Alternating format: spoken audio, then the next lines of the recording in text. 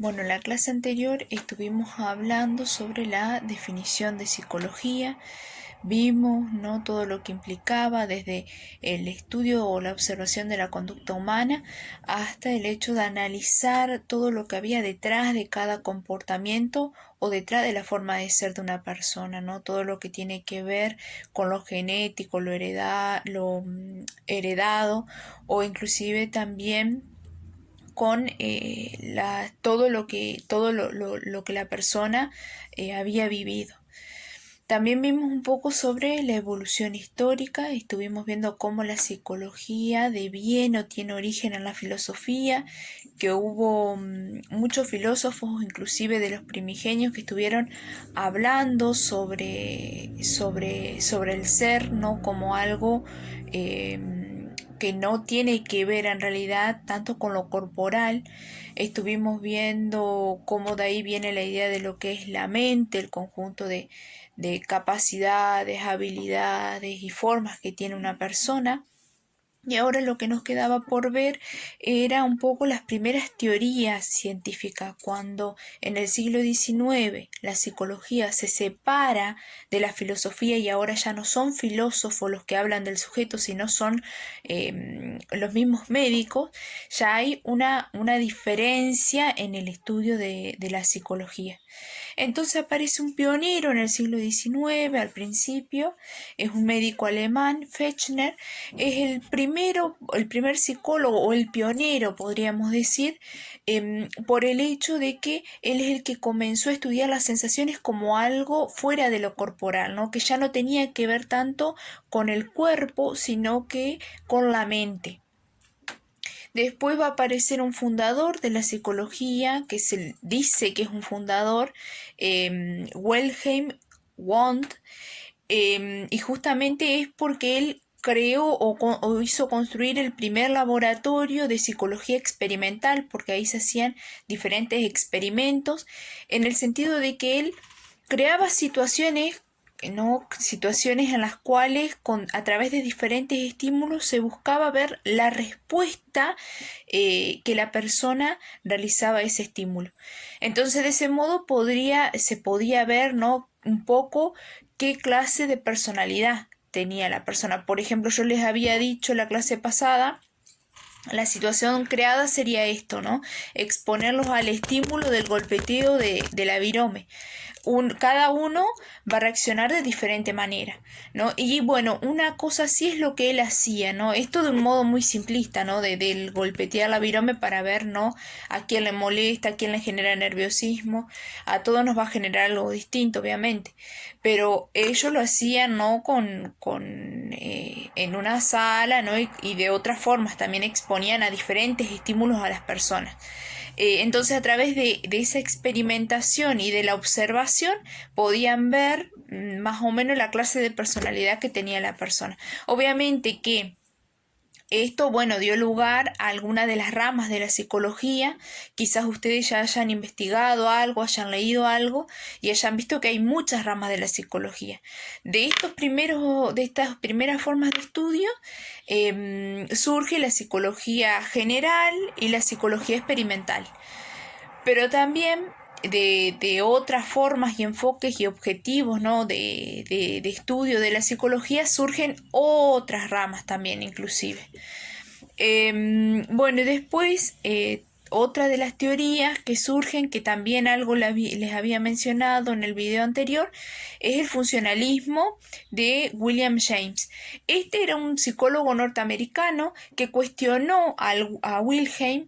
Él decía, a Wilhelm, él decía que en realidad lo que se tenía que estudiar no era tanto la percepción o las sensaciones, sino más bien las funciones que cumplía la conciencia, porque para él la conciencia servía para poder adaptar, que la especie se adapte y poder sobrevivir, por decirlo así.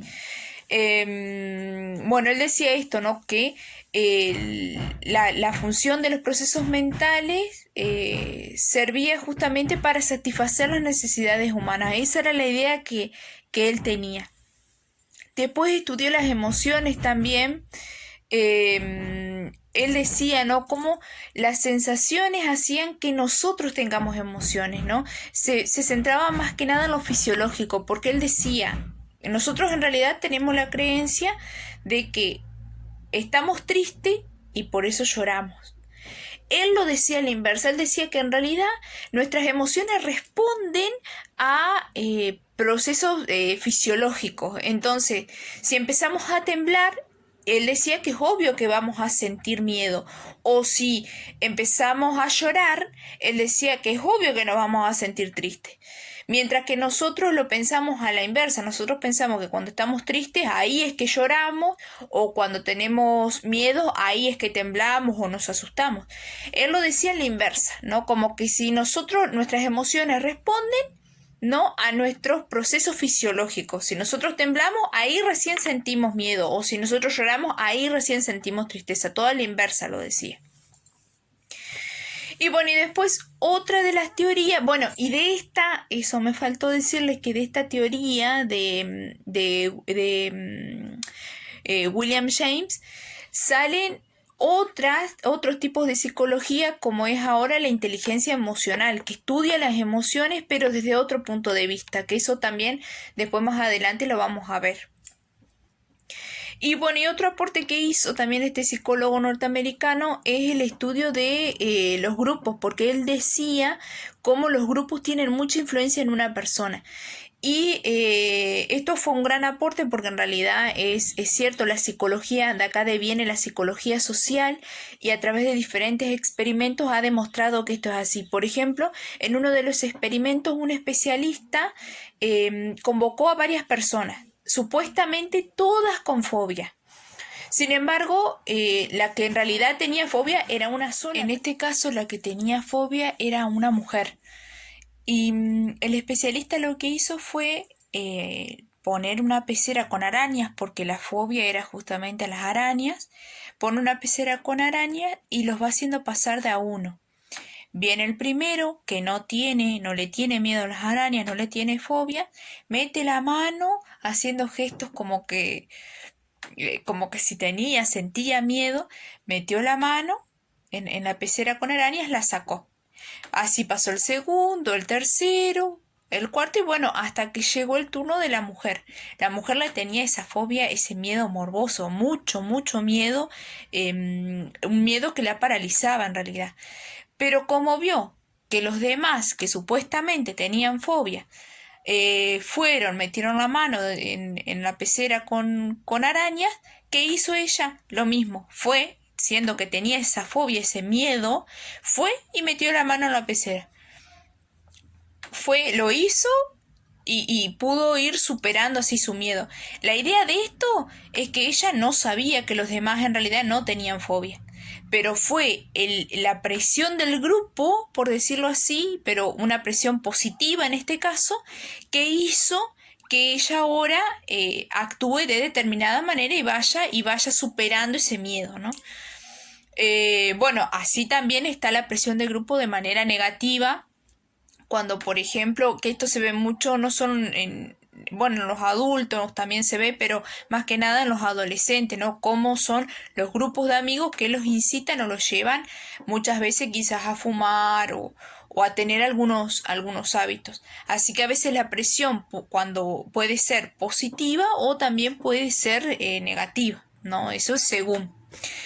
Bien, y la otra teoría, que es una de las primeras, es la teoría de Gestalt o la psicología de Gestalt. Este es un grupo de psicólogos alemanes que decían que la mente percibe las cosas a través de totalidades. Es decir, que puede haber elementos que conformen una imagen, quizás por ejemplo, pero la mente, ellos dicen que va a percibir la forma o la totalidad. Ellos decían así: lo esencial está en la configuración o forma que adoptan los elementos. Por ejemplo, si yo les muestro esta imagen, ahí, ¿ustedes qué es lo primero que ven? Lo primero que ven es una mano seguramente, ¿no? Aunque haya espacios vacíos que la mente entonces ustedes, si ven la mano, es porque la mente los ayuda a completar esos espacios vacíos y los ayuda a unir todas esas manchas alargadas, ¿no? Que serían la forma de los dedos, ¿no? Entonces, ustedes en vez de ver, ¿no? Cuando ven la imagen, en vez de ver simplemente los manchones, la forma que ven enseguida en el primer vistazo es la forma de la mano, ¿no? Y la mente le va a ayudar a agrupar esta forma, estos manchones como dedos, y a su vez a completar esos espacios que están en blanco, ¿no? Y a darle la forma. Bueno, eso es lo que estudiaban estos psicólogos, cómo nuestra mente se centra en totalidades, ¿no? No en elementos separados, sino que nuestra mente trata de agrupar las cosas y formar o darle forma, ¿no? Entonces de acá, después vamos a ampliar nosotros un poco esta teoría, porque con estas teorías vamos a empezar a analizar algunas publicidades y algunas estrategias del marketing, pero no solo de las publicidades, sino también inclusive algunas estrategias que utilizan los medios de comunicación también. Pero eso lo vamos a ver un poquito más adelante, vamos a profundizar un poco más en estas teorías. Bueno, así que hasta acá vimos algunas de las primeras teorías que tuvieron lugar en el siglo XIX. Lo que nos queda por ver es un poco sobre la perspectiva psicoanalítica. De acá, en esta parte, nosotros estaríamos viendo a Freud. Mi idea es que antes de empezar con Freud puedan entender un poco el contexto en el que él comienza a analizar todo lo que tiene que ver con los procesos mentales. Hay una película que se llama El manicomio de Lisa, que está basado en un cuento de Edgar Allan Poe. Edgar Allan Poe es un escritor que también del siglo XIX, que escribió, no sé, Los crímenes de la calle Morgue, El gato negro. Quizás hayan leído alguna vez alguno de estos cuentos o hayan escuchado de este escritor. Es el que empezó con los géneros policiales.